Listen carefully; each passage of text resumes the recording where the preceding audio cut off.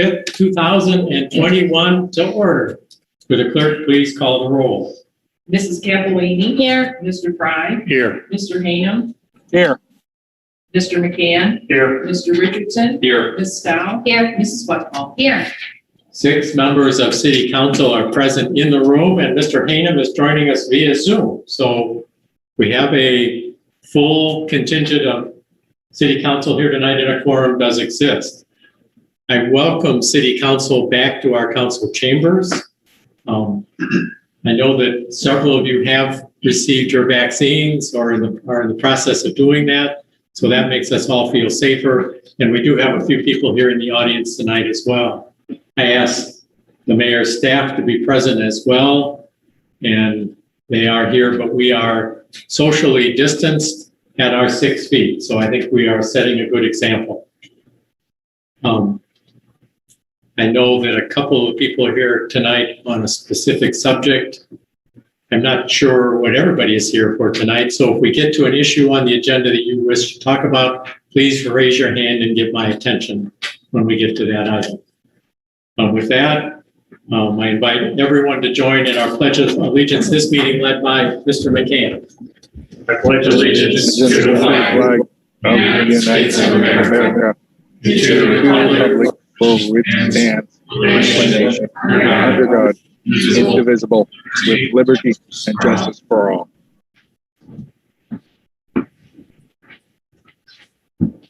Additions to the agenda for tonight, I would like to add an agenda item 14, a brief discussion of the American Recovery Act and an update on the $3.8 million that the city is scheduled to receive, and the latest information that we have about possible restrictions on the use of those funds. Mr. Fry. Nothing, Mr. Mayor. Members of City Council. Hearing none. Mr. Sanford. Nothing, Mr. Mayor. Mr. Schroyer. Nothing, Mr. Mayor. We have Police Captain here with us tonight. Welcome, Danny. Thank you. She is here in the chief's absence. Anything from you to add to the agenda? Nothing, Mr. Mayor. Thank you, Captain Miller. And Mr. Aller, there you are. Okay. Very good. Mrs. Bryant. Nothing, Mr. Mayor. All right. With that, is there a motion to approve the agenda as amended? So moved. Second. It's been moved and seconded to approve the agenda as amended. All in favor say aye. Aye. Opposed? Motion carries and the agenda is approved for this evening's meeting as amended. Agenda item 4 is approval of the meeting minutes from our last meeting on March 15th. Mr. Fry. Thank you, Mr. Mayor. I move adoption of the meeting minutes for the council meeting as of March 15th, 2021 as submitted. Second. It's been moved and seconded to approve the meeting minutes from March 15th, 2021 as presented. All in favor say aye. Aye. Opposed? Motion carries and those meeting minutes are approved. Agenda item 5 is a COVID update.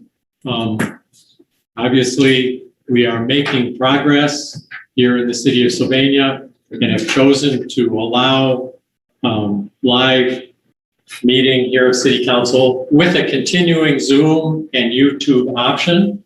I think that's the appropriate thing to do. There are more than 10 people in this room, but we are interpreting the rules as to say we can be at 25 or 30% of total occupancy. We are well below that, and we have spaced out both the members of council and the public to meet those 6-foot requirements. So I believe we're in good shape.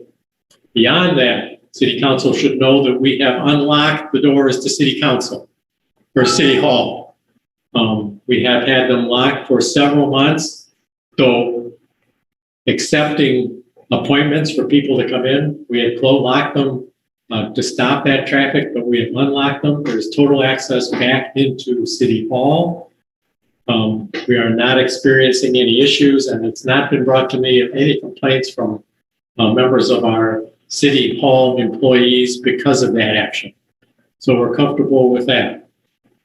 I would like Captain Miller, you have any update on your officers? We have no one off on COVID leave. So we're doing good. Everyone is. You healthy in that respect. have no one off on COVID-related time off or infection? Or isolation. Very good. Mr. Allen, update on other city employees. Same issue, pretty much throughout the city. We, knock on wood, have not had some of the problems that some other cities have had with their employees, and our employees have, for the most part, come through this pretty healthy manner. So, The most important thing to do is to get your vaccine shots. That seems to make a big difference. The infections are highest in the nation, just over the line in Michigan. And it is mostly among 10 to 29-year-olds who are coming down with COVID now. And the least infection rate now is for people over 70 because they are the highly vaccinated group.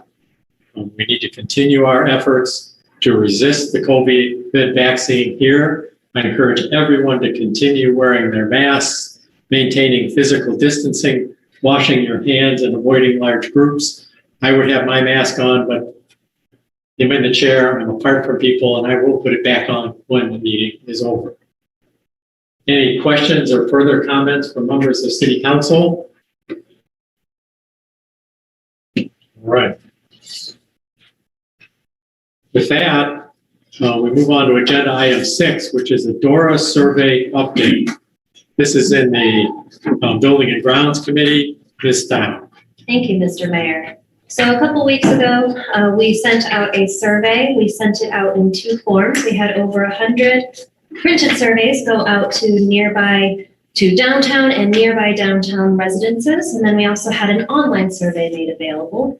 And with that, we had over 260 responses to the survey, which was really exciting to have that type of response. And with it, there's just you were all sent the survey as was available in the Excel document or the spreadsheet that was shared. You can see all of the individual please explains, the sort of more in-depth responses. But I'd like to go over just a few key of the responses right now. So the first one is that out of the responses, we got about 85% of them were from, 83% of them were from Sylvania residents. And the ones that were not from Sylvania residents, half of them were from Sylvania Township. So a lot of very local, nearby neighbors responding to this. Moving forward just a little bit more, we have just some general usage data of when are people most likely coming downtown, what are they doing when they're there, how often do they visit. Moving forward, there was a question of have you purchased a DORA beverage in Sylvania? And about 85% of those said yes, they had. And then beyond that, I was asking how often do they use that? And about 80% of those, actually close to 90% of those were either a few times a month or a few times a season. So these are people who have a DORA beverage, but not that frequently, you know, enough to enjoy, but it's not like a daily occurrence. Just moving forward a little bit more, I think it's notable to see that in general, how would you rate your experience with DORA? We had over 90% say that it was an 8 or better on a scale of 1 to 10 of how has your experience been with DORA so far. So that is an overwhelming positive response to the current or to the experience that has happened with DORA so far. There was a question of have you experienced any of the following issues with DORA? On there we had unsafe, too crowded, not enough seating, and unclear boundaries. And with that, there was some response for unclear boundaries and too crowded, but for the most part, it was really that 75% of people supported that there was not enough seating currently. So that was the largest issue by far compared to the other ones. Would you support the closure of Maplewood east of Main east of Main to Summit for extra community pedestrian space or seating space? I just like to note that only 3% of respondents didn't want any or were not open to any at all. Would you support expanding the DORA district? For this one, we had over 90% support once again to expand the DORA district. So those were the key pieces of information I wanted to share. We had some people who would support it, some who wouldn't. There's some more comments within the Please Explains that, as I said in the Excel document, you can read all of them, or I can send out a separate PDF that lists all of them to make it a little bit easier to read. But for the most part, it was an overwhelming, it's been an overwhelmingly successful experience and an overwhelming support to be able to expand it. All right. Thank you for that report. I think all of City Council has a printed copy of that. With Captain Miller here, we've had this discussion before, Captain, but have you had any continuing enforcement problems or issues as a result of the DORA? We have not. Those have not come across my desk either. I do not receive them from residents. I think that's a very good report. I had considerable concern about this staff starting out, but those have not materialized, and I'm pleased with the way that it's working out. Mr. Sanford, you have prepared and passed out a possible expansion map of the areas that have been discussed. This is just a talking piece. This is not a permanent piece, but why don't you give us your report? That's correct, Mayor. Thank you. First, I just want to say, though, that, and Lindsay, thanks for taking the lead on this. I mean, to get a response from 260 people is pretty outstanding. So, that's a good response. And Lindsay, if you didn't know, she put together the Google survey we used. Laura in the office, put together the mail list. They got it on Facebook, and Danny Fuller's here for another item on the agenda, but she made sure that the DSA responded. So everybody really, got their input in on this. So based on things that we saw in the survey, the red marks on the first yellow marking, that is the current DORA expansion. With the one little change, we got a clarification about the corner park. The original, the DORA area, the corner park at Maplewood and Maine was not in the DORA territory, and then we got a ruling on that, and it could be in DORA. So based on what we've heard, we put down the red marks to see where it could go, which we talked about historic village. That's the area, to the west of Main Street, extending it on Main Street down to Erie, extending Maplewood over to Summit Street, and then Summit Street down to Monroe, and then that would just be the sidewalk over to Monroe. I want Kevin to weigh in on this and have his input on some of the things and where it should go, as well as the police. But I think most of all with City Council, because it's up to you to approve any expansion, and we'll have Leslie tell us what the next steps will be to formally expand the district. But I think tonight, when Lindsay and I talked, was to get everybody's input and what you think about the area we're suggesting. All right, just one item of clarification on my point is on the bottom right of the proposed map. You show a red zone going across east on Maplewood to Summit Street, and then coming down Summit Street all the way to Monroe Street, and then including only the sidewalk on the north side of Monroe Street there. I need to hear reasons why that's a good addition.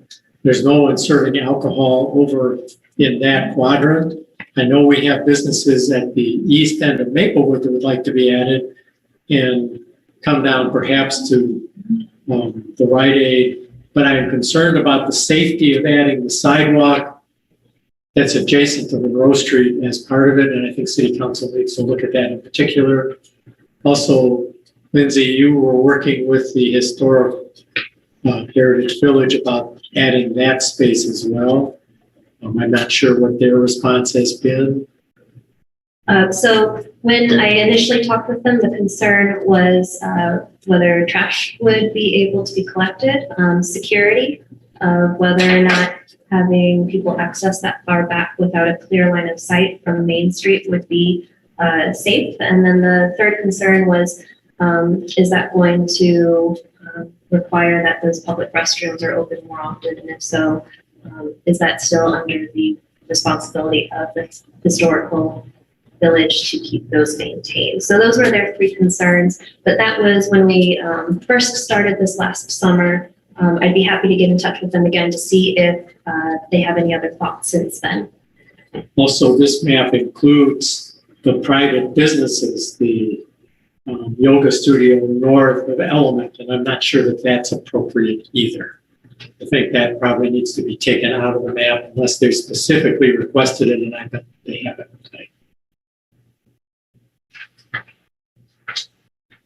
And I think that's a private parking lot to the north and probably most of it to the west as well. Mr. Mayor, I just had a quick question for Mrs. Brining, or perhaps you would know the answer to it. I feel like I've heard the answer to this already, but just a point of clarification.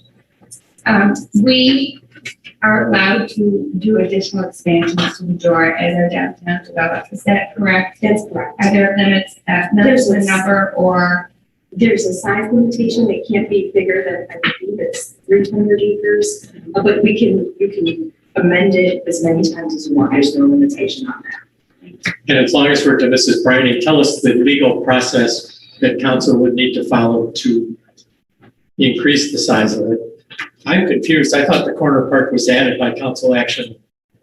Yes, it was. It is. Yeah, it was added last year. Originally, the code read that if the parks could not be included, they amended the code so that city-owned property could be included.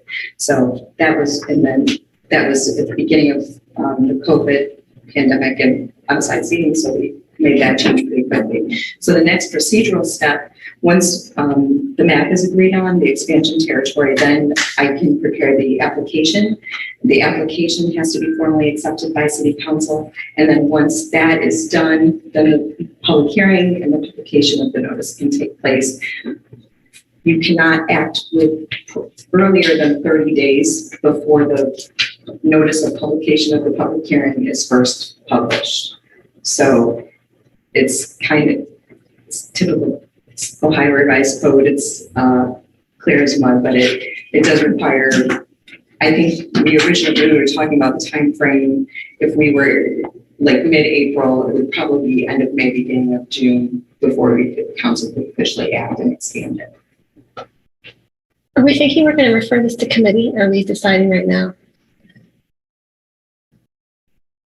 I think it could, I think we could have something, so the easier decisions, we could kind of get that already on the process, but maybe for some of these trickier spots, I don't know if Monroe Street, I want to hear maybe aside from the police of whether there's any concerns about views from here, but I'm wondering if the historical village might want to take a little more time to talk about, or maybe, but it could also be we go for it, and if it isn't working, we remove it. I know there's a concern about at the daytime having students overlap with Dora at the same time at the historical village, but I don't have a set thing. I guess I'm curious about how you guys are feeling about this plan, and if you guys have concerns or more questions about it. I feel like whatever we go forward with, I don't want to take it back. So I want to be, because that just looks like we're, like stupid. So I feel like we should refer it to committee and actually decide specifically on all of these boundaries before we just make it really fast. Yeah, I think that would make I support referring it to committee as well. I feel like there's some unknowns still, and I also think that a 2-week window isn't that dramatic of a delay for the process. But before I complete my contact, I want to thank you for a great job on the survey, the effort, the deep thinking about how to move this forward. It really gives a lot of confidence to the next step. And we'd like to spend some time to keep that. So thank you so much for that. Thank you. Well, before I try to plan a date for so I'd like to make a motion that we advance this legislation to the Building and Grounds Committee. Second. Motion's been made to, I think, really keep it in Building and Grounds. I think that's where it is now, but to charge the Building and Grounds Committee with doing further work on this and coming back to city council probably in 2 weeks. Is that a reasonable schedule? Is We that can too fast? probably find a time in the next week to meet and discuss, and I can talk with Andy with the historical village to talk a little bit more about that before that meeting, so that I have a prepared response for that. All right, the motion is to charge building and grounds to continue to work on this and to report back in 2 weeks. It's been moved and seconded. All in favor of that indicate by saying aye. Aye. Aye. Opposed? Motion carries. Would you like to try and set up a committee meeting at this time? Yes, what I think it'll be easiest while most of us are here. So on the Buildings and Grounds Committee is Steve Kathleen, Patrick Richardson, and Mark Fry. However, of course, everyone is welcome. What if we could try for next Monday at our typical 7:30. I'm not available from 5:30 to 7 because I have an Arts Commission meeting. Is there a general if people are available first thing in the morning or right after work that I can, or I can just propose some times? And see? I mean, as far as Monday, the 7:30 wouldn't work, but I could do either morning or, like a 4 or 4:30. If you don't know if you might go back-to-back meetings, but. How about Monday morning at 8:30? Make that work. So I don't know if this is jumping ahead, but if we were going to refer the food vending cart thing to committee, is that the same people on the committee? Do we want to put them back to back somehow?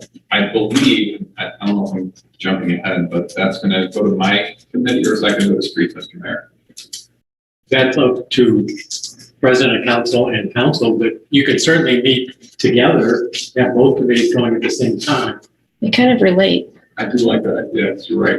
There should we probably just be say- some overlap of discussion on this. Should we say it's a committee of the whole then, if we're having that kind of overlap? So, That requires more public notice, I believe, and I would, this is binding. Yeah, I think it would be, for ease, and to keep the DORA in building and grounds, I think makes sense, that's what it is. And just for ease, I would keep them separate. You can schedule one at 8 and one at 8:30 or something like that. Okay. yeah, Are you talking this coming Monday? Or Yes, there's 12. Okay. I'm the only one that's not on any of those committees, so that's fine. I can't make that time, so it's not a problem. So lucky me, I guess. I'm not sure I heard that. We're talking about scheduling what 2 meetings back to back?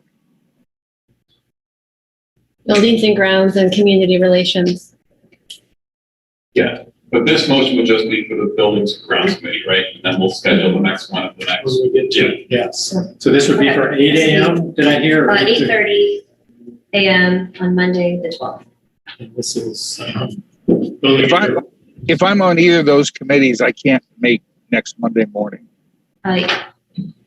You're not on buildings and grounds. You are on employee Yeah, and community yes, relations. and employee relations and streets, which to vending. Then you also go there, and then both of those. I could do Tuesday at 9 if we want to try a different day. I cannot do Tuesday. I cannot Tuesday. Okay. What about Monday afternoon? I can't. I have a class I teach. How about Friday morning? This Friday, the 9th?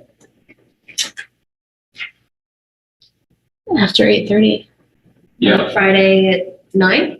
I can do 9. I can do that. Doug?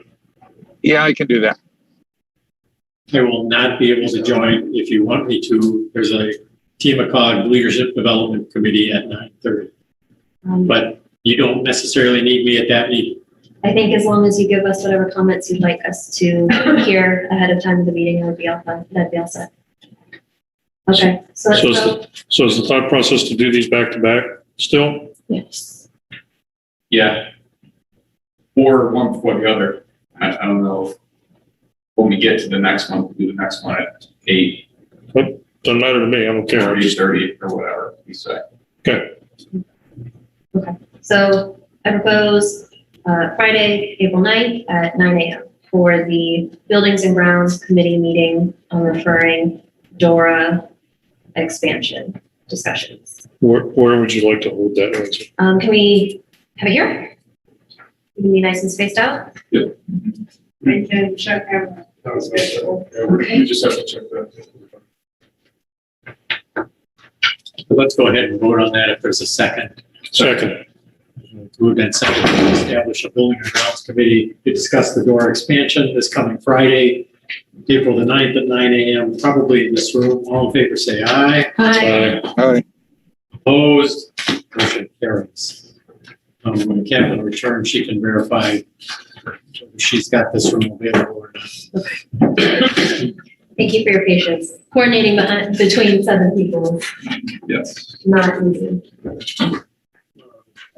If we're prepared, let's move on to the agenda item 7, which is the related committee that we've been talking about. This would be proposed mobile food vehicle regulations. Mr. Sanford, can you address this one for us as a start? Yes, Mr. Mayor, where this came from, we've been fortunate with any of the food trucks that have been in our downtown, primarily in the city. They've been part of an event, so they've been part of a permit process that goes through for events. But as our downtown has become more active, more popular, and we're starting to see it, and in fact, that's why Danny Fuller and Scott Hudson are here representing the DSA, can tell you that there's more trucks just coming without really tying into any type of an event. I've seen this happen in other cities. It got into a problem without any coordination. And we have not had any issues because the DSA or the chamber or the arts fair or whatever, they were part of it, and everyone knew about the food trucks and what they were going to be selling, and complemented what we already have in our downtown. We do not want to have a situation where a food truck comes in that's not going through and working with our DSA and then would come in competition with the existing restaurants. That's where the rub's been in other communities where there's been a problem. And so Leslie looked into this and has a recommendation, but to definitely go into committee and have more discussion makes sense, but maybe hearing from Danny and Scott about their experience. I agree, and they can come up with their comments, but on their way up, the legislation that Mrs. Brining prepared did not address the power generators that they've been using. I find the noise that they create distracting to the downtown. It's the sound echoes between the buildings, and we have temporary power available downtown, and with planning, they should be tying into it. And I would recommend that that be added to the legislation. There's no reason for generators to be running downtown. All right, come on up, whoever would like to speak, one at a time, or both, if you're kind of making a joint presentation. Give us your names and your addresses. You are both business owners downtown. Correct. Danny Fuller, 5679 Main Street. Scott Hudson, 645 Main Street. Thank you for being here. Absolutely. Thank you for having us. I'm really just going to echo what Bill just offered to you guys. The biggest concern is planning for any First Friday. You're bringing in food trucks, and for the last 2 First Fridays, I've actually had to turn away food trucks that actually pay to come down because I don't know where I'm going to put them because I don't know who's just going to show up. I have approached 2 businesses that seem to think that this is not their problem. They don't care. They pay city taxes. They're not worried. This is my business. That's my parking spot in front. I'll invite whoever I want. And I have asked repeatedly, hey, can I get an email just letting me know what you'll be doing for First Friday? And they have decided not to be a part of it at all. They are also not members of our Redbird Downtown Association. So we really have no way of interacting with them at this point other than to take it to this next level, which I think is a positive level. I think it's a good thing that people want to be involved. People know where the excitement and entertainment will be on a First Friday. It is in Sylvania, Ohio, and that's awesome. So these are all good problems that we're encountering. They're just making it a little bit more difficult right now for us to plan events. And I think that I'm probably going to be standing up here more often as we continue to grow and we continue to expand, because there are going to be issues as we move forward. But I think this one is something that I now have had to be the bad guy a few times in a row, going to these businesses and explaining, hey, please don't do this, and getting a lot of negative feedback back on us. And it's unfortunate. We've been doing this for 6 years now, and they seem to think that they're the ones bringing people down here. And I said, well, you could certainly come on a Thursday night and let's see what happens. So that's kind of where we're at. I really appreciate Bill stepping up and putting this together for us. And like I said, this is a good problem to have. It's just created a problem. All of our food trucks pay to be at any of our events, whether it's the Maple and Maine Art Fair, Local Fest, First Fridays, Fall Festival, and these guys are just showing up and riding the ride. So I want to make sure that we do step up and make sure that we have this legislation so that we can move forward.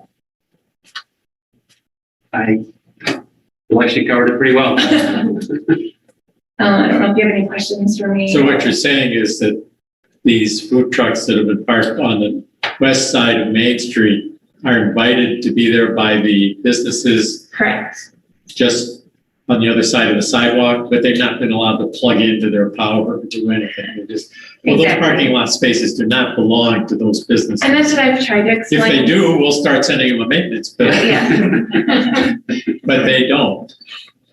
I completely agree. And, we've explained this to them thoroughly. And they have said, well, just expect us to be here every first Friday. That's been their answer, which makes it difficult for me because they're now early in the morning putting out cones all along the streets. There were cones in front of Edward Jones. There were cones from Fiddlesticks all the way to Fuller Art House. And I think that if I'm asking, another truck like Leaf and Seed, who does pay, who does schedule, to come down, I no longer have a space for her. We have the parklets at the other end of the street. We do have limited parking. That's another issue that we have. And this is just putting more pressure on the actual Main Street. So this is, obviously this is a good thing. Danny, you made a reference twice now to some regulars that come down. Do they have, is there a process for people to apply, or are they just people that the DSA has relationships with? Are there regulars? Am I misunderstanding? There's not necessarily regulars, but we do have a list of food trucks. And this is the other issue, and I'm glad that you brought this up. Because they're bringing their own food trucks, we've been having this same exact food trucks offered every single First Friday. That's not typically what we would do. We would have like a revolving schedule so that we're giving a little more variety to our businesses or the people coming down.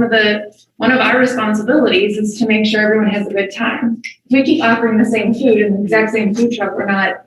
But to answer your question, I have not been able to bring in some of the regulars that we would normally have. And then my other question is, have you had conversations with the restaurant owners? Because certainly this could happen to their business, their food purchases, and what's their feedback about the food trucks in general? Mostly positive. I think the concern is just that we don't end up with, if the DSA were to schedule, say, 2 or 3 food trucks and then additional 2 or 3 food trucks show up uninvited, then it becomes, I think, a little bit more of a competition with our restaurant. So this legislation would give us a little more control over the mix. And to be able to work with the restaurants and say, Right. okay, I think 3 to 4 food trucks on a First Friday is doable for everyone. Right. And constantly be in that conversation. And I think that's something else that they're not being respectful of, is the fact that there are a lot of meetings that go on and committee meetings go on and scheduling that takes place, and to just show up kind of doesn't give respect to the work that everyone's putting in to make it happen. And Danny, just for clarification, as far as you know, do these food trucks that are showing up, they're not serving alcohol, correct? Not that I'm aware of, no. Okay. And Mrs. Brining, do we have, other than this proposed legislation, do we have any permitting process, or is this just uncharted waters for us? Trucks, right, correct. We don't have any legislation currently regarding the regulation of them. And are there limitations on the restrictions, costs, anything that we could create for this? No, council has full authority to impose and restrict as you feel necessary. And just as a further follow-up, so if Joe's food truck, and I don't know the names of the food truck, so we use Joe as a hypothetical name, shows up and parks their truck outside every Friday, 52 weeks a year, do they pay city income taxes for those residents if they're not living and residing in the city of Sylvania? They should, and this legislation does require, the application itself requires a certificate of good standing from our income tax department. Whether they do and what the process is for that, I don't really know. Okay. So I think I know the answer. The legislation does call for $1 million liability insurance to be on file with the city. And just to clarify, Danny, this will not be the DSA. This will be the city of Sylvania who can coordinate with the DSA. That's perfect. But you will not be issuing the permits. They'll be issued by the city. That's perfect. I think that's a good thing. That keeps our businesses out of, like, I don't want to have the reputation of being the bad lady and then everyone frowning at the Fuller. So. I do have some questions. I know I spoke to Mr. Hanum. I think he's still with us, and I think he had some questions as well and clarifications, but it would be helpful for me anyways if we could put this in committee, but I don't want to delay this any more than we absolutely have to. If there's any way that we could get this done and passed before the next first Friday, which would be the first week of May, that would be, to me, that would be great. Yeah. But I don't know if we can accomplish that, but I'd like to give that a shot from my perspective. I just don't know what the timing of the committee and the results are going to potentially be. Let's assume we can pass this at the next meeting. Is there any legal delay before this is put into effect that day? That's correct. There is an extra week available at the beginning of May because there is a fifth Friday in April 30th. So City Council will meet on Monday, May the 3rd, prior to Friday, May the 7th. So you have an extra council meeting to make that work. Well, we'll see how, if it does go to the committee, see how it goes. We could do it next time, but I don't see any reason why not. I had a couple of clarifications for you, if you don't mind. Do we have any issue with food trucks just showing up? I know you said they're invited by businesses, but is there anything stopping? Have we had that? Is that a concern? Not to my knowledge, no. So when you said that they said, well, just expect us here every week as an end, is that the food truck owner or the business owner that invited them? I believe it's the business owner who is friends with food truck, and that's just. That's about okay. But no one has just shown up on their own. I would like, as we move forward, and I mentioned to the mayor, just some ways of making it look a little more official when we are having food trucks coming, so that when it's obvious that people are putting their folding chairs in the street in order to save space for a later park for their food truck, we'll know that they're not related to the event that we're putting. Well, that's not legal at all, is it? You can't save a spot. Only before the football game. In Chicago, you come after a big storm, but So to that point though, Mr. Aller, don't we have a time schedule for pre-events that you're allowed to set up for the event? Well, the event organizers, but then they have to have a permit through city office. They're different that to be. So for a business owner to just go out and put a cone in a parking spot. So we can start enforcing that without any action of council. Yeah, thanks. Yeah. I would like to have input from Mr. Aller and the police department, how we're really going to enforce this. Sure. And I see the legislation talks about they can be immediately enforced once they're presented with the violation. It's only $100 penalty, and a lot of them just say, "Oh, I'll pay it." No, that doesn't. Can they be forced to move? And we told them, how is the police department actually going to do this? Is the city going to have specific cones? Are we going to have official parking spaces available for food trucks and the city assigns, they get space 1 or space 2. How are we going to do this? I need input from the service department and safety director to do that. If the DSA is arranging for food trucks again, then they need a permit, which we have not received that so far this year. So that would be something I'll talk about. Okay. And we have to know that they're coming in order to organize it.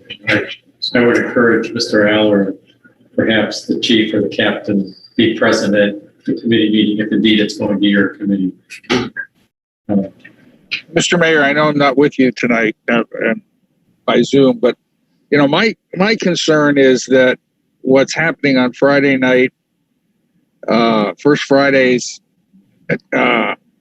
could snowball, and I would really like to see a regulatory system that has identified food truck locations, and that those be scheduled, the use be scheduled through the zoning administrator, so we don't have a food truck that just decides they're going to show up 5 days a week and park on our city streets wherever, and essentially open a routine business in our parking spaces. So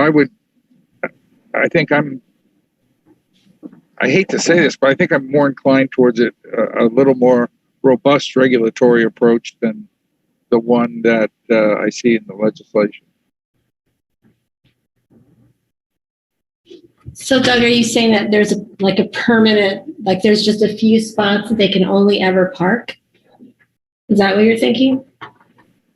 That's what I'm thinking. Yeah, I'm thinking that there will be a limited number of, I don't want, 18 food trucks lined up on Main Street. I don't think that's what we're looking for, is it? No, and I don't think that's what the DSA would want to sort of schedule either. I mean, that's part of why we want this to go forward. Yeah, but I guess the thing that I'm suggesting is that we need some coordination.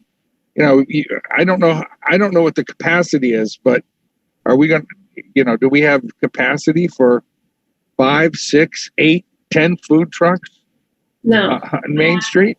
I don't think we do. And so what I would like to do is identify the locations where we feel comfortable having food trucks set up, and then require that those be scheduled. In addition to the licensing requirements that are in here, I would like each appearance of a food truck in our downtown area to be scheduled and approved.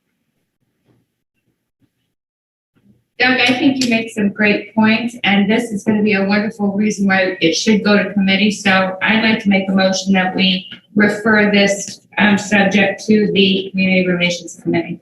Second. All right, it's moved and seconded to refer proposed ordinance 29, 2021 to the Community Relations Committee. All in favor of that indicate by saying aye. Aye. Opposed? Motion carries. Mr. Richardson, would you like to try and schedule that meeting? Yeah, I'd love So to. can I just say, Yeah. so now that it's getting complicated, I wonder if we need to have one of these guys at the meeting. I mean, I feel like there's a lot going on, and so maybe we should make sure that at least one of them can make it. Before we, Friday mornings. I think that can work. Yeah, we scheduled the other one for 9. Is that right? Yeah. If we schedule this one for 8:30. 8. Whatever. Yeah. All right, we'll say 8 o'clock. Who do we want to have participate in this meeting?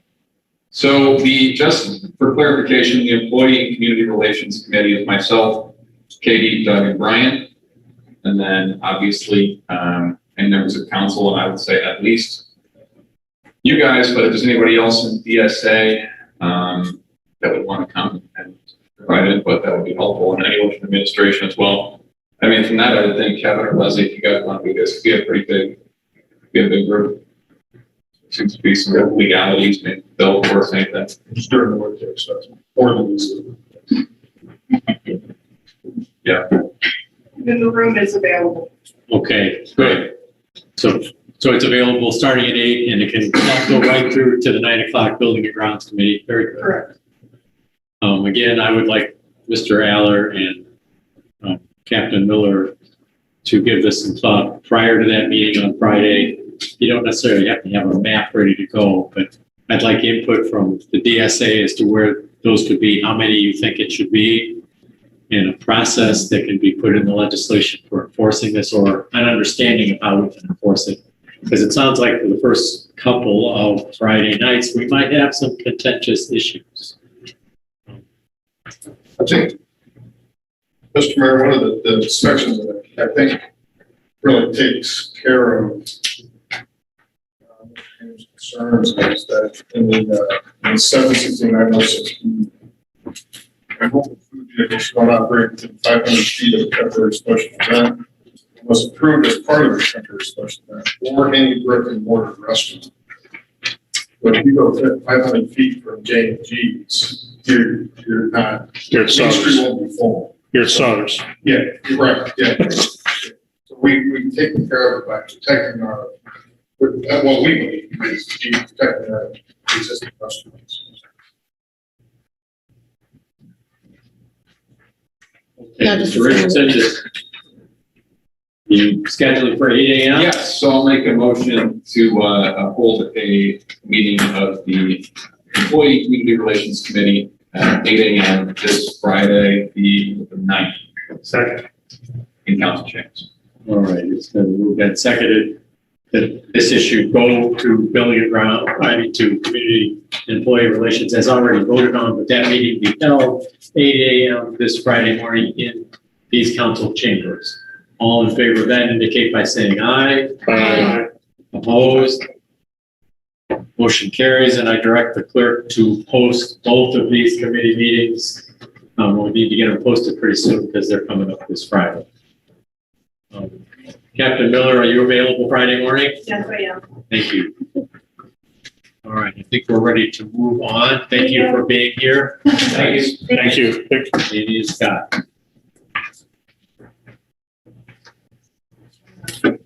Then I'd like to move on to agenda item 8. You have proposed ordinance 30, 2021 in your packets. This is really, it says to approve, but it's to amend the real estate sales agreement with First Brookside or Inside the 5. Mrs. Preining, why don't you give us a lowdown on what's going on in this ordinance? Thank you, Mayor. This, as you guys know, council approved the offer to purchase the duplexes of First Brookside back in August.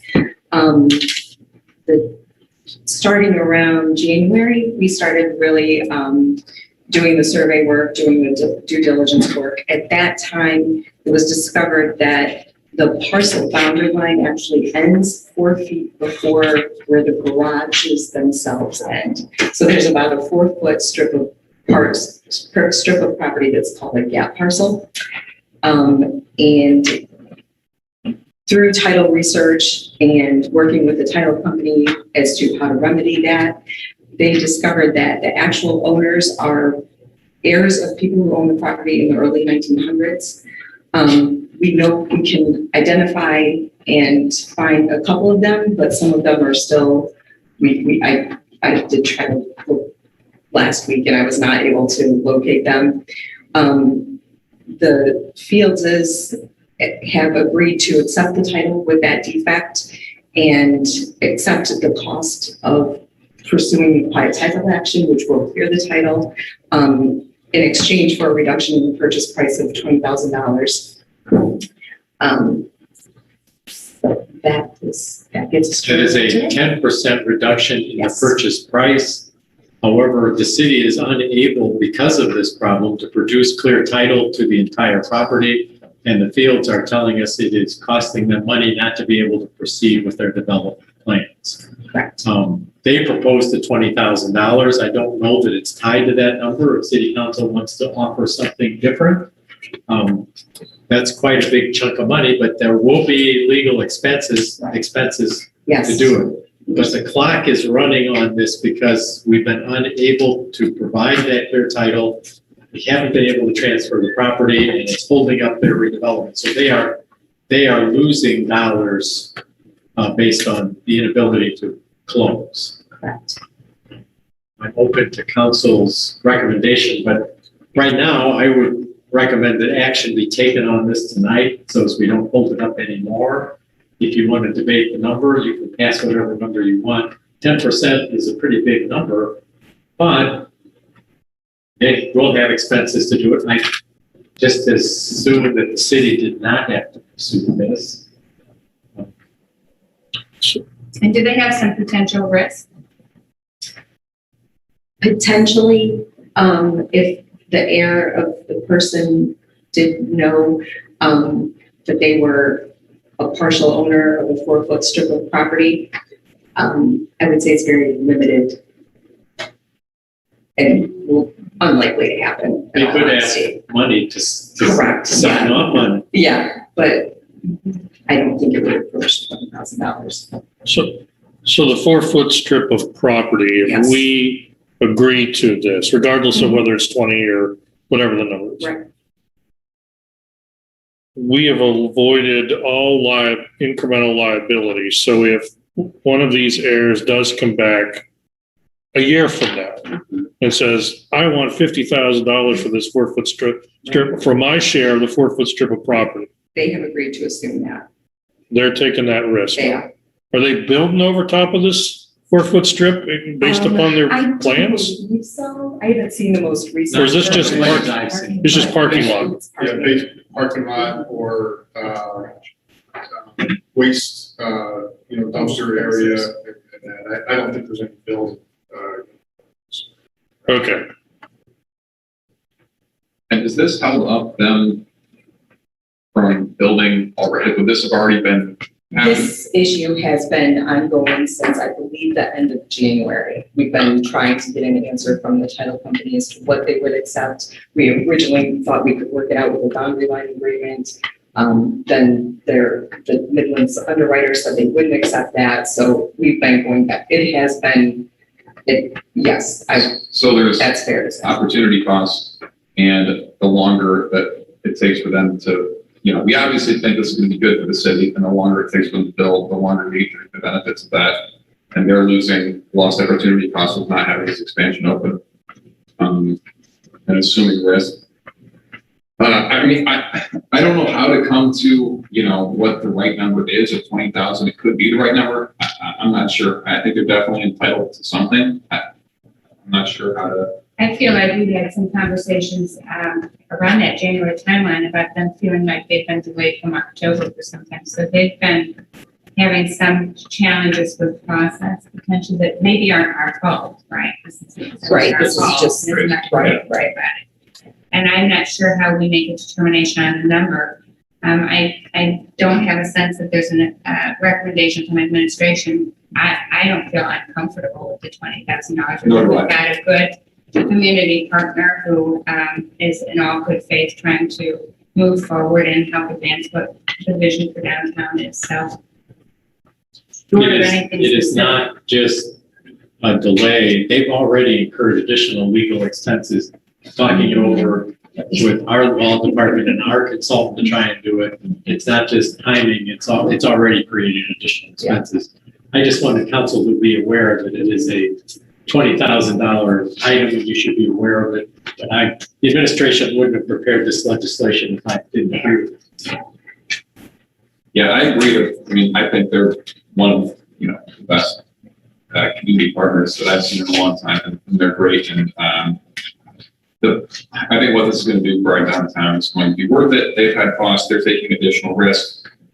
All that being said, I would feel comfortable passing this tonight. I would support that too. And just an earlier comment, there is no fault on the city or their part. There are surveying mistakes and discrepancies in the downtown area. This one was not anticipated. until it got to the title companies and the surveyors. If I It just recall, needs to be resolved. if I recall, we had some sort of an issue with the SOMO parcels as well. Yes. And that kind of, On that. there was, An encroachment, right? that's what it was. Yeah. There was some sort of strip of property that nobody, it was no man's land. Correct. Yeah, Okay. Exactly. Exactly. When something was deeded in there, platted in the 1800s, it was, Yep. Exactly. We're still working. We're still working through that. okay.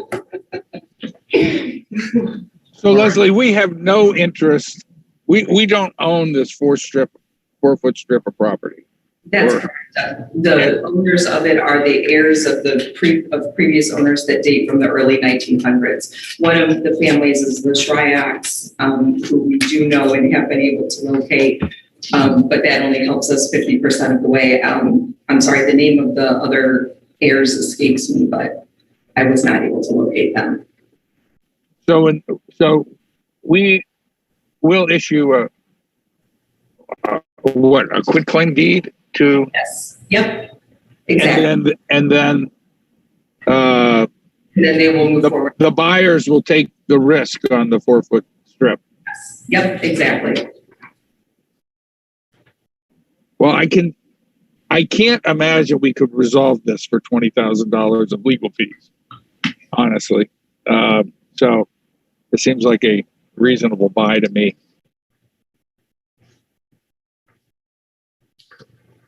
All right, well, you do have proposed ordinance 30, 2021 available to pass tonight.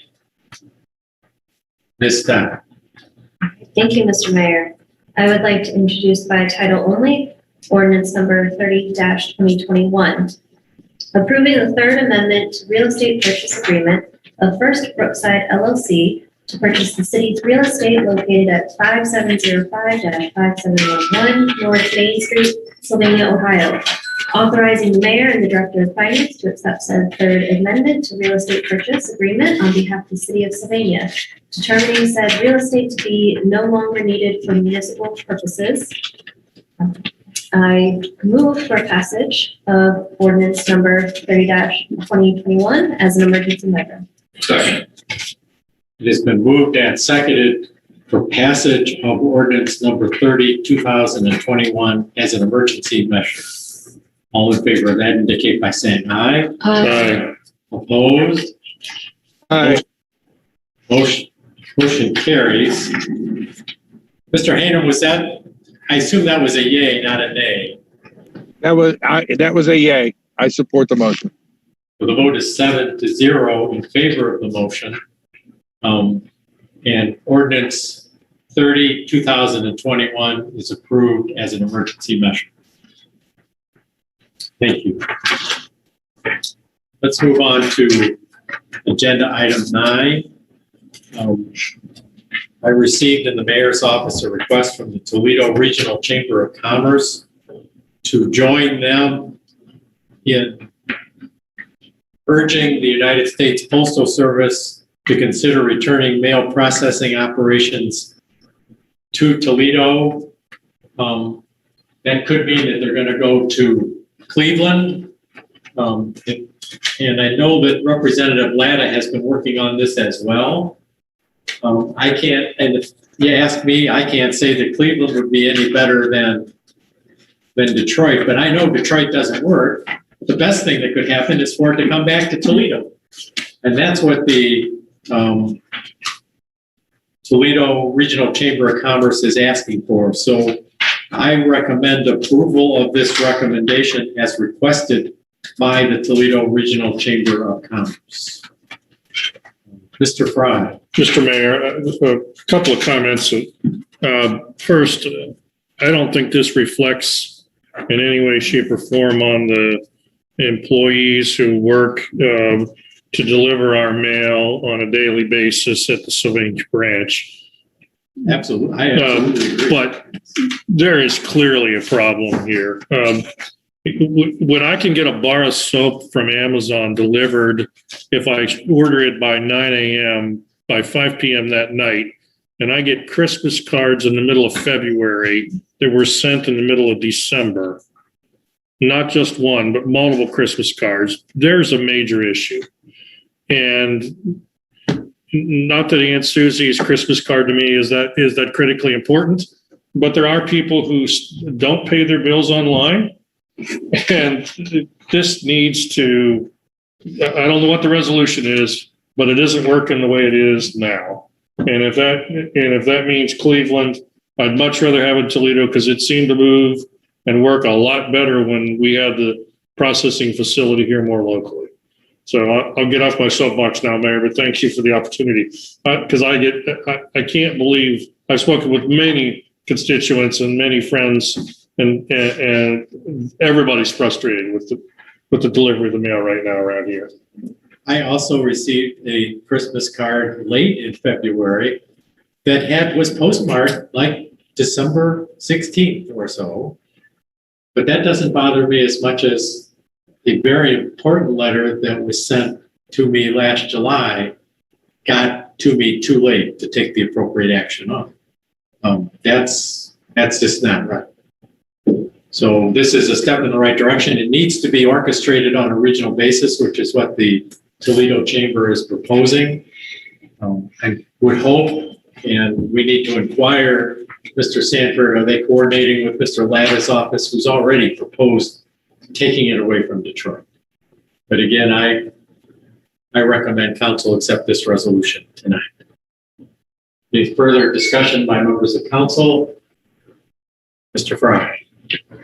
Thank you, Mr. Mayor. I'd like to introduce resolution number 5, 2021, and read by title only.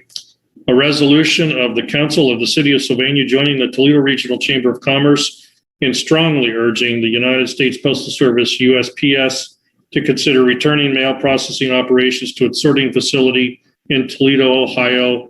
I move passage of resolution number 5, 2021 as an emergency measure. Second. It has been moved and seconded for passage of resolution number 5, 2021 as an emergency measure. All in favor say aye. Aye. Opposed? Motion carries and resolution number 5, 2021 is enacted as an emergency measure. We will get that off to the Toledo Regional Chamber, and Mr. Sanford, I recommend we copy Mr. Latta's office on that at the very least. Okay. Moving on to agenda item 10. This is notice of a liquor permit for Element 112 LLC doing business as Element 112 Excel Banquet Rooms. We did some research on this. Elements 112's address is 5735 North Main Street. The address of the Art Depot is 5739. So this falls in between those two properties at front on Main Street. And I am assuming this is for new banquet rooms in the back portion or the western portion of the building north of what used to be Element 112. That space was, they put a wall in there. The Art Depot occupies the front of that space. They put a new door out the north side and a sidewalk. So they must be trying to use the space in the back as their banquet rooms. That's the way I'm reading it.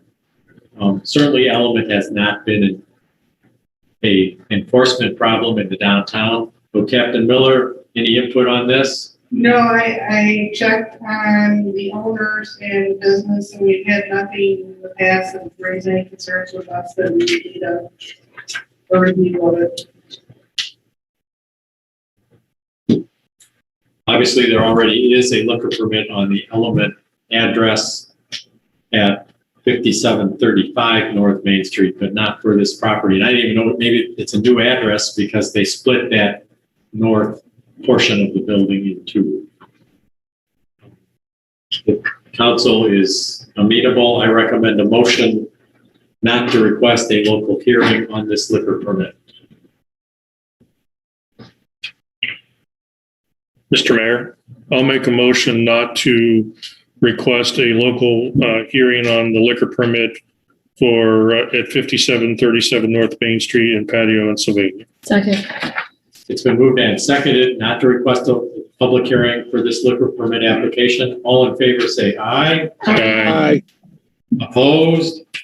Motion carries, and the clerk is directed to respond accordingly. Agenda item 11. I am asking you to confirm my reappointment of Scott Coolman to the Civil Service Commission. Mr. Coolman has served to fulfill the unexpired term of the previous couple of years. He is a past chair of Sylvania Rotary and is active in other ways and has expressed his willingness to continue his public service on the Civil Service Commission. The Civil Service Commission meets on a sporadic basis as needed, but because of the need to hire additional police officers as we've had retirements and also other public service workers and the like, they are actually doing more work now than they have in several years. They administer the tests and we need good people on there, and he certainly is an appropriate representative to be on that committee. So I respectfully request your confirmation of Mr. Coolman's reappointment. Mr. Fry. Mr. Mayor, I make a motion to approve your reappointment of Mr. Scott Coleman to the Sylvania Civil Service Commission. Second. Moved and seconded to confirm the mayor's reappointment of Scott Coolman to the Civil Service Commission for a full term. All in favor say aye. Aye. Opposed? Motion carries, and that appointment is confirmed. Thank you.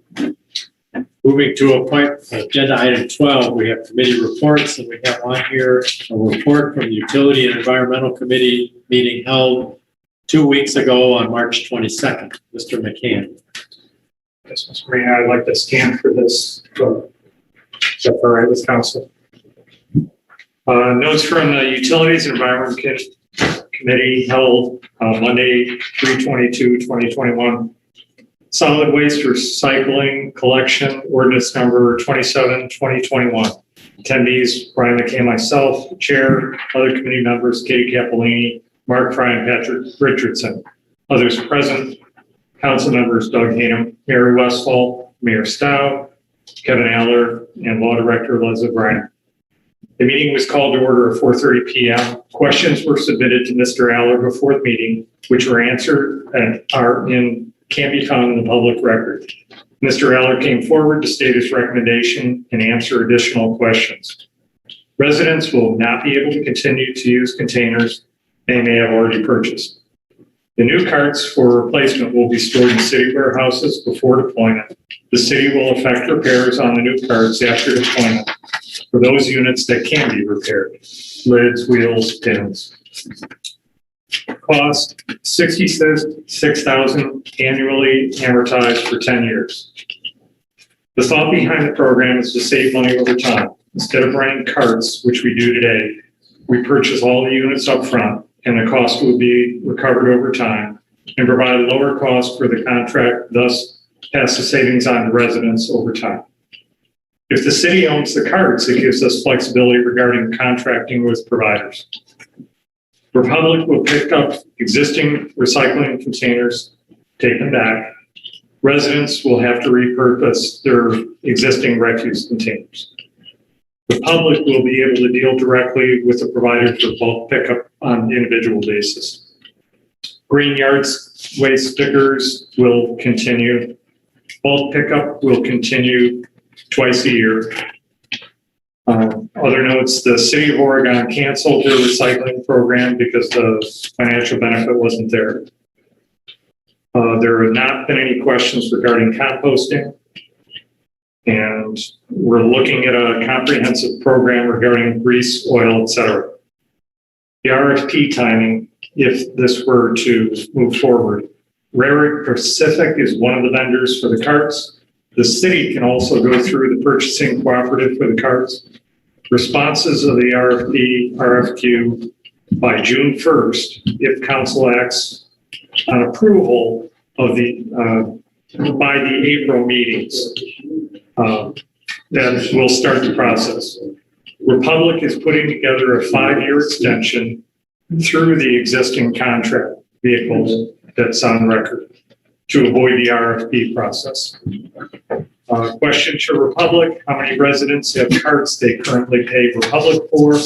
And Mr. Aller is asking for council to approve single cart, refuse, and recycle. Mr. Fry moves that to have single tote considered by council, Patrick Richardson second, and all were in favor. Meeting adjourned at 5:32 p.m.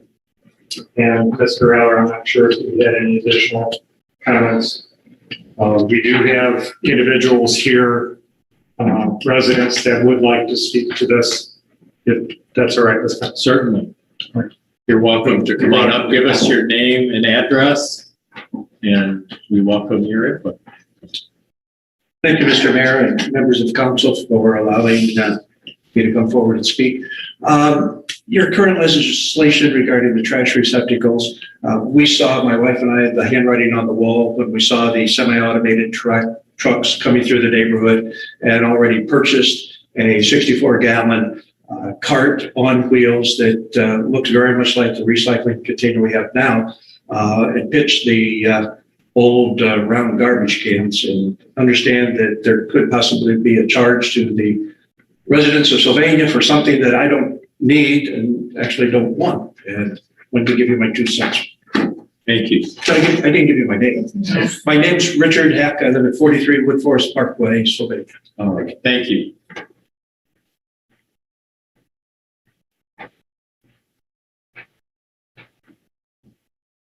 All right. This is not an issue that we need any action from City Council on at this time. I had asked the service director to give City Council an update, and what we need is your agreement whether or not we can go out for contracts that would allow pickup using those automated arms and carts. And that's all we need to do at the moment. There's a lot of work for the service department to do to get these quotes. We're also going to work with Republic to see if they want to extend the existing contract. This is just one of the options. Mr. Aller, do you want to make any further comments at this time? No, I think from the discussion that took place at the committee meeting, I believe that there was interest in moving towards the single cart system for both systems. And the discussions I've had with Republic and cart containers have been to that effect. We will be coming back, should be able to do it by the next, I don't want to speak from this brand. Hopefully we'll be able to do it by the next meeting with the modified language in the ordinance that we passed out to you. And our intent would be to make that effective September 1st when our current contract expires. All that does, all that ordinance does is indicate that as of September 1st, we'll be going with the single cart system on both refuse and recycling. It doesn't commit us to any cart purchases or anything like that. I want to wait and see what we got with the collection contracts to make that decision. Mr. Aller, do you think that there would be any variance in the cost if we are providing the receptacles ourselves? Like, I mean, I guess we get that benefit. Yeah, would they up the cost because they won't have that revenue any longer coming in from us? Yeah, I believe what we'll see is that if we purchase the carts, that our collection costs will be lower than if they were to provide the carts. But that difference has to make up for the $660,000 investment. So that's what we'll be doing. Mr. Aller, as far as I know, we're not going to include the requirement that our residents purchase these carts themselves. No. Yeah, that was never the intent. We hope to pay for them with reduced collection costs. Can I make a clarifying point? What the residents, and I've heard more than Mr. Heck report, is that they've purchased a container for $100 to $120, and they don't need one provided by the city. And is there any consideration for what they've already done? I don't know that we'll be able to address that. We have to, somebody that knows what they're doing would have to inspect the carts. I know the ones we have now have metal handles on the side, and I watched the current trucks wrap their arms around it and pick it up. What they purchased might work, but I don't know that. And I don't know how many people would be involved that we'd have to give some sort of credit to. But that's not our intent at the moment. That would be hard to administer, but I'll charge the service director to contemplate that. What could we do? It'll be a tough one, I think, but we'll try. We'll contemplate it. Contemplation time is not over yet. I agree. Okay, thank you for that report. Any further comments or questions from members of City Council? Are there any additional committee reports to be made at this time? Or additional committee referrals?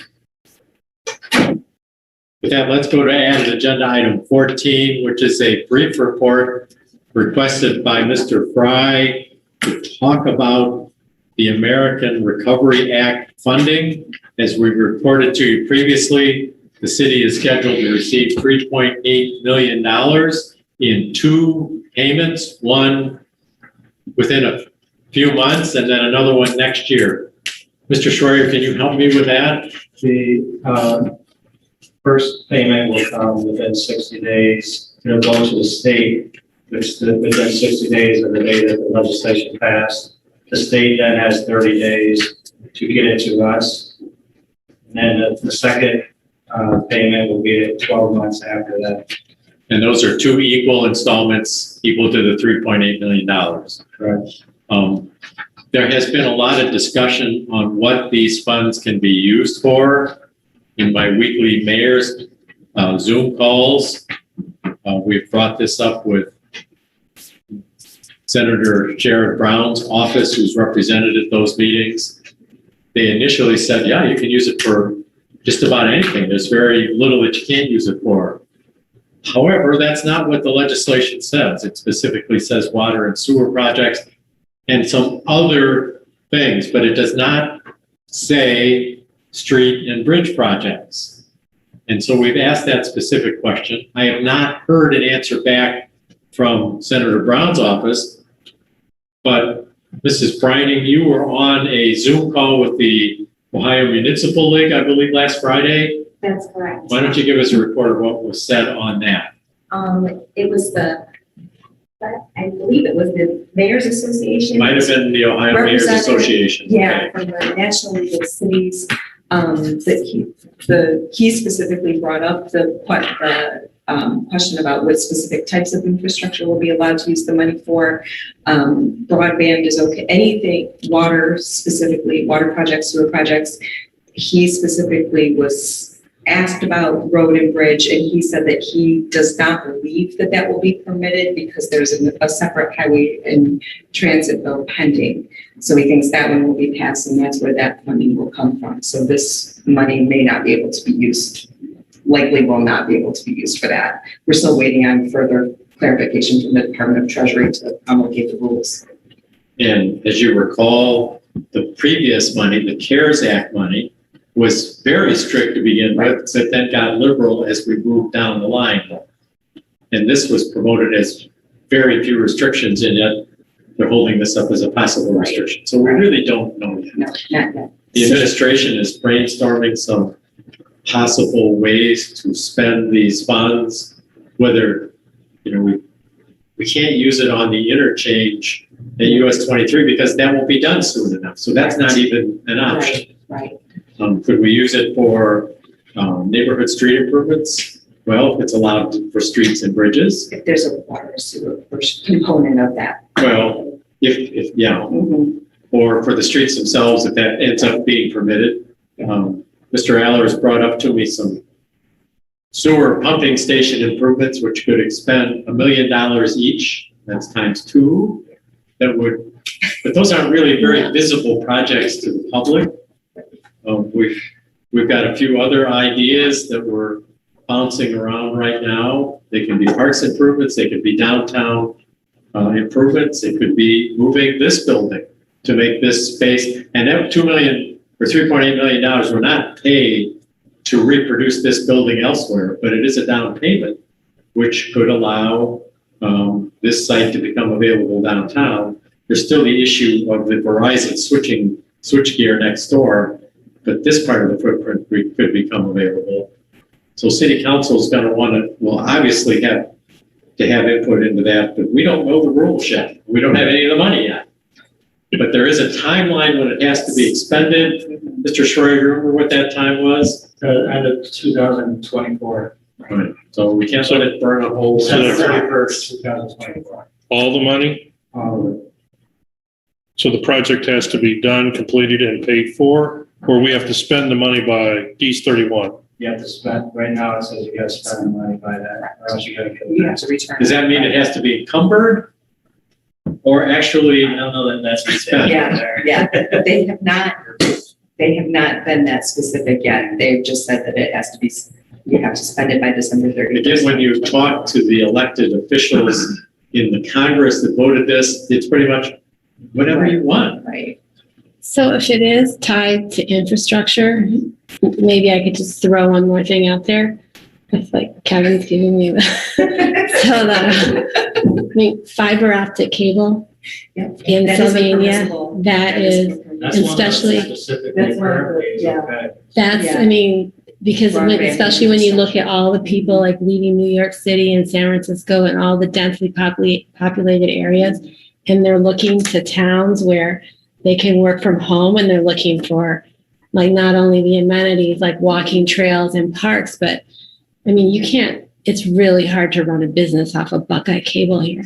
Well, but if you with fiber optic cable, I mean, we would be a magnet. We would draw so much business here.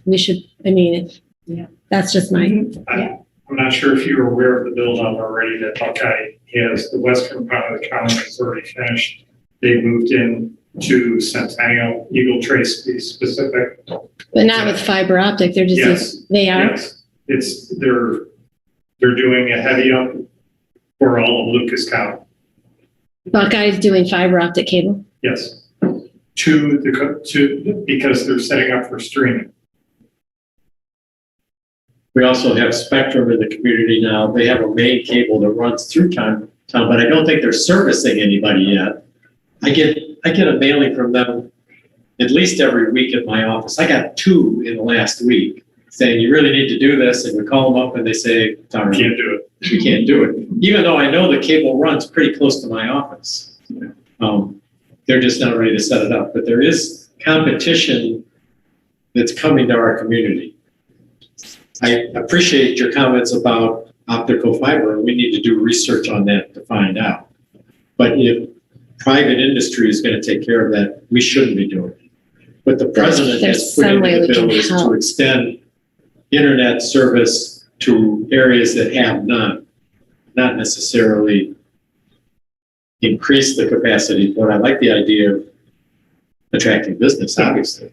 I mean, fiber optic cable would be huge for us. I mean, it really would. The schools went through the expense 10 years ago to run optic fiber cables to all their buildings and interconnect their buildings. And it was not cheap. Does Lords have fiber optic cable? I mean, they do. Got their gaming major, so. I can't imagine they don't. Right. They do. It's point to point to all the schools. I mean, even if we just ran fiber optic cable into our downtown while we're doing the streetscape, we almost can't live without it in this day and age. Wait a minute. I think fiber optic is yesterday's technology, and this 5G, this small unit 5G is faster and is where the world is going.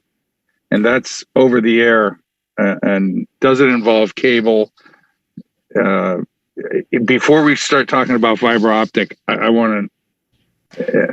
think that's old technology, and I don't think it's the fastest technology available today either. And I'm not talking about the 5G that Verizon's talking about putting on the airline. I'm talking about the smaller distance 5G. I think the reason that I wanted to ask the mayor to add this to the agenda wasn't about anything specific. It was more about, it's helpful now that we know we got a 12/31/24 deadline. It seems to me like the administration is starting to work on some ideas. I think we need to have a conversation amongst council members and administration on, there's lots of things that we could spend. $3.8 million is a lot of money, but it's not, if you say, okay, we're going to move this building, as the mayor properly points out, it isn't enough money, not even close. So then the question is, we need to sit down and start to prioritize what are the things that we want to invest in, what can we invest, recognizing there may be other monies coming down the road, maybe not.